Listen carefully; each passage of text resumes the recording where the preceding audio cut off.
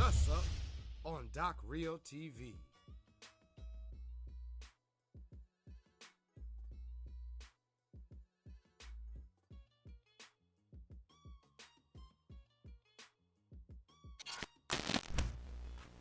You know what time it is, folks. That's right. It's time for more Doc Reo TV. Hold up for a second. I got to fix something on this camera real quick. And let's see if I can do it like this.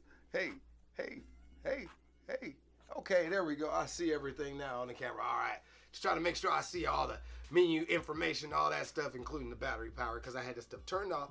Trying to make sure I was setting up the scene right, because I want to thank you all who messaged in, and thank you all who let me know about the poster back here that was starting to shift. The two posters, the Obsessed and is that Variety? Yeah, that's Hollywood Reporter. Variety is over there. I got the same exact poster, one from the Hollywood Reporter and one from Variety across the room. They actually face each other.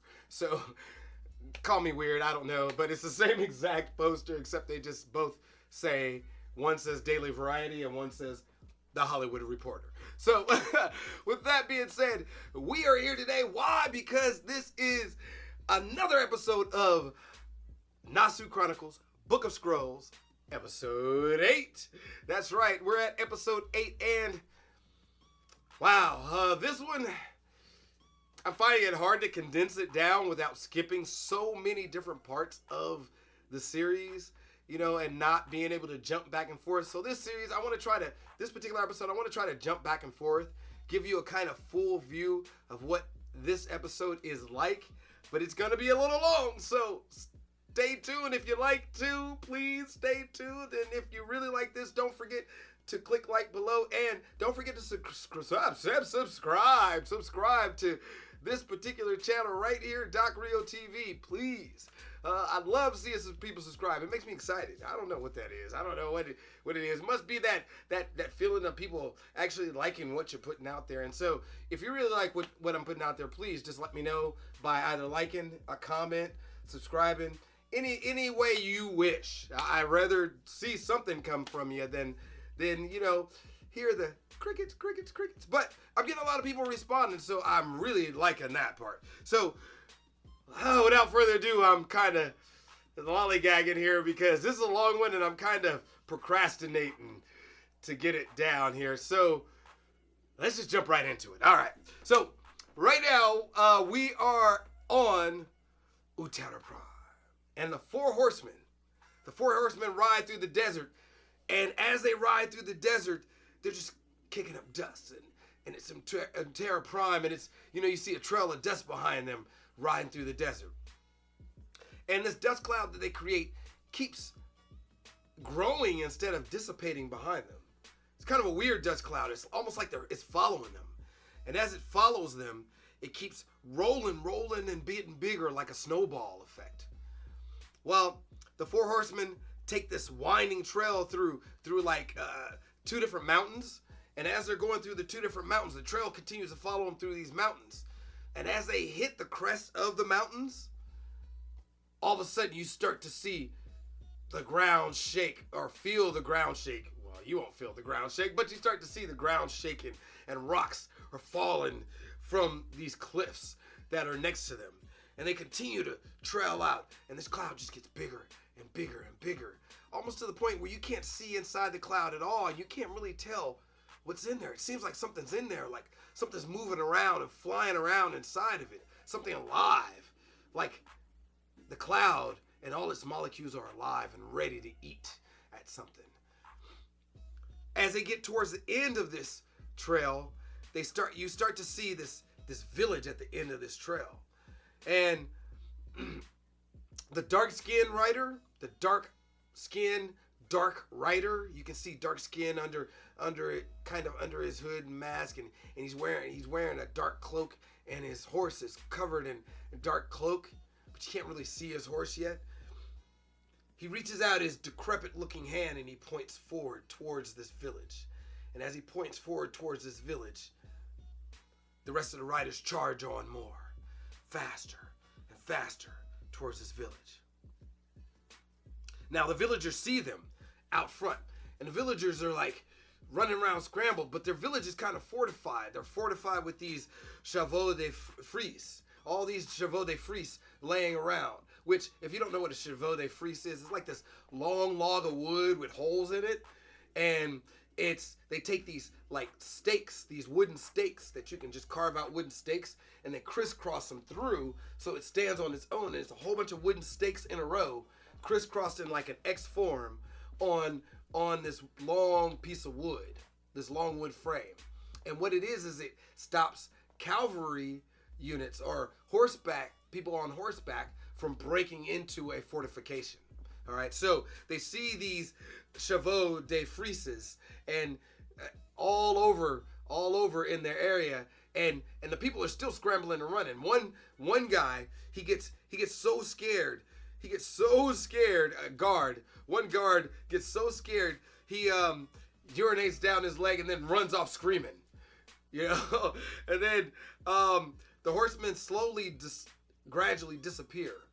You know, you see all the villagers running and screaming, people are running and screaming, and guards are mounted up, ready to attack, but then they can't see the four horsemen anymore. All they see is this cloud of dust coming towards them, and it continues to come towards them and compound them. Then all of a sudden, it's about 100 feet away, as people get ready and they duck and dodge, the cloud consumes the village. Now we're in Egypt, 1963. Pontu is strapped to a rack. All right. Now, Pontu's laying on this rack, and while he's laying on this rack, he's being interrogated by Wafu. She's somewhat scolding him in a sense, because it's almost like she knows him, but does she? She's scolding him, and there are 3 high priests standing around, and 2 are actually controlling these wheels that either stretch him apart or allow him to rest. And so there's 2 high priestesses doing this, and Mara is a 3rd high priestess. And then there's Wafu scolding and interrogating. Now, the wood slowly pulls Pontu's arms and legs, and he screams in agony.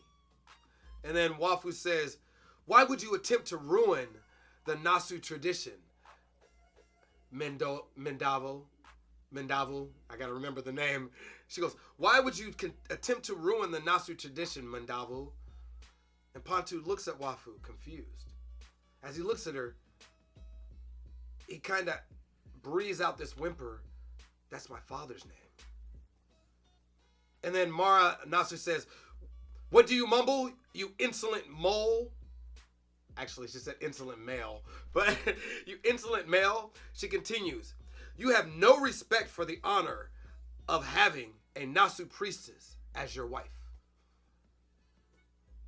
Pontu attempts to speak, but he can't.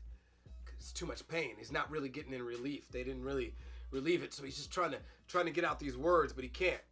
And then Mara orders the priestesses to tighten the rack even harder. So all he does is scream out more in agony. Now we cut back to Untera Prime.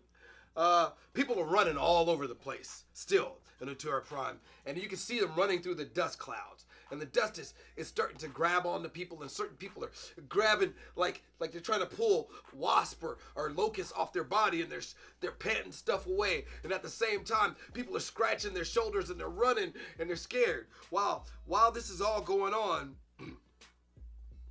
a black covered skeleton looking horse lands in front of a group of people. It's the Dark Rider, and it's about a group of 10 people, and as they cower away, a man says, "Look at his horse, it isn't alive." And then another woman screams, "We are in hell! I told you all before, we are in hell!"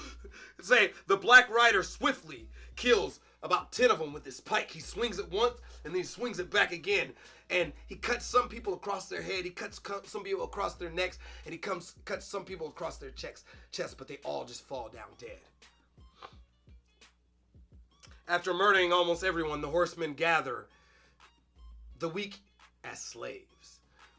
The Black Rider steps off of his horse, and then the Pale Rider approaches on his horse and looks down and malnourished. I apologize. I haven't practiced this one. I've just jumped right into it. He removes his hood and says, My lord, shall we start the ceremony here or at the next village? The Black Rider unveils himself. It's Halal Nasu.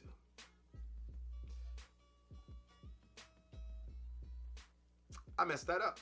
So basically, the Pale Rider doesn't unveil himself. He just says, my lord.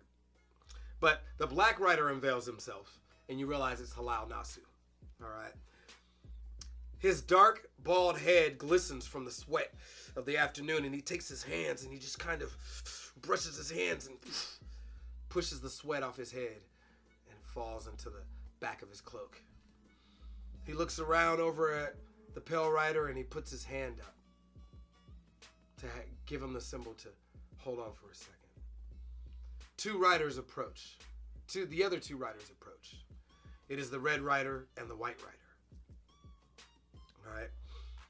As the two other riders approach, the Red Rider looks towards Halal, and Halal looks towards him, and he says, Priotus, is this location fortified enough for your liking? Priotus nods. The White Rider dismounts and he kneels, and he says, my lord, must we wait to conquer the rest of the villagers in this valley? Most of them will die from dehydration before we arrive.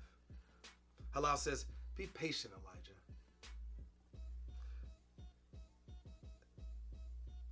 There are many worlds, it says there are many worlds out there for us to conquer.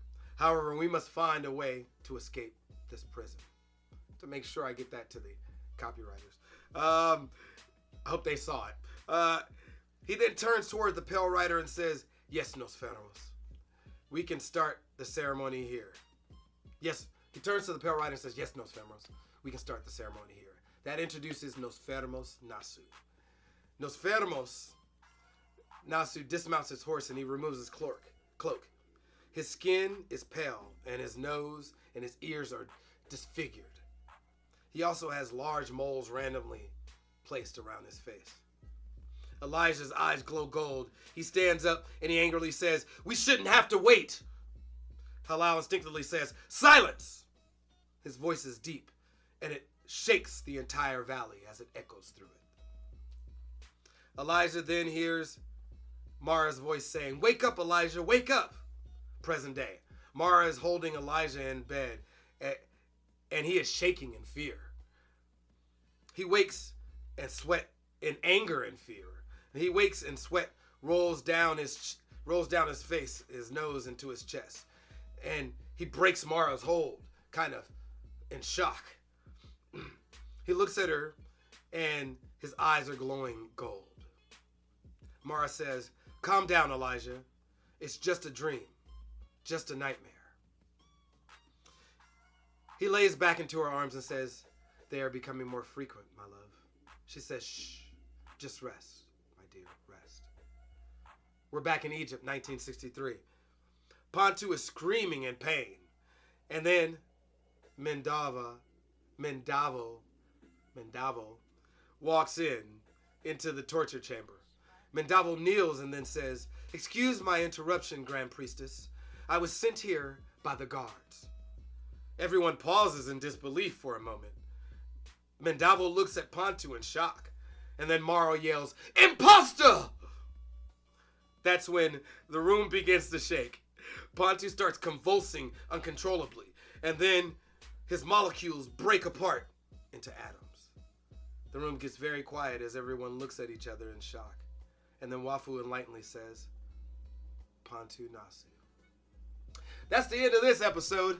I hope I kind of cut sections out and threw them in this notepad and kind of read what I thought was right, but I didn't really practice it this time before like I usually do. So I hope that came across the way that I kind of wanted it to get across to you all. I'm not exactly sure. I'm kind of nervous about this one because I put a lot in here and I kind of gave you all a little bit more than I wanted to give you all about this story.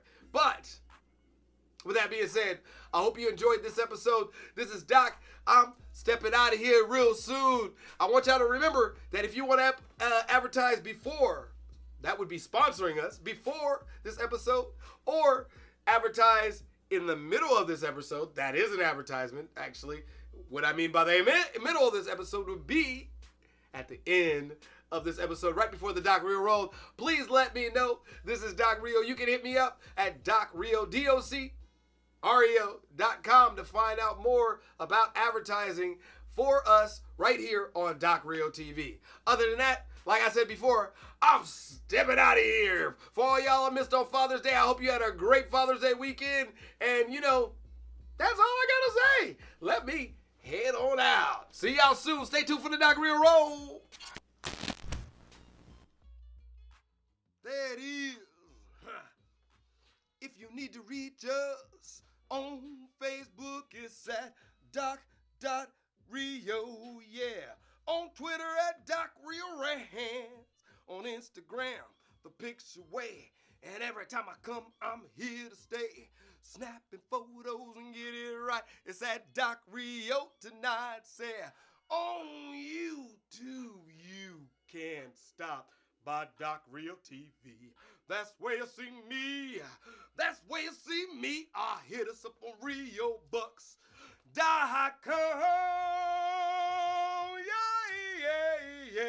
Yeah. Back to your regularly scheduled program now. Peace. I'm out.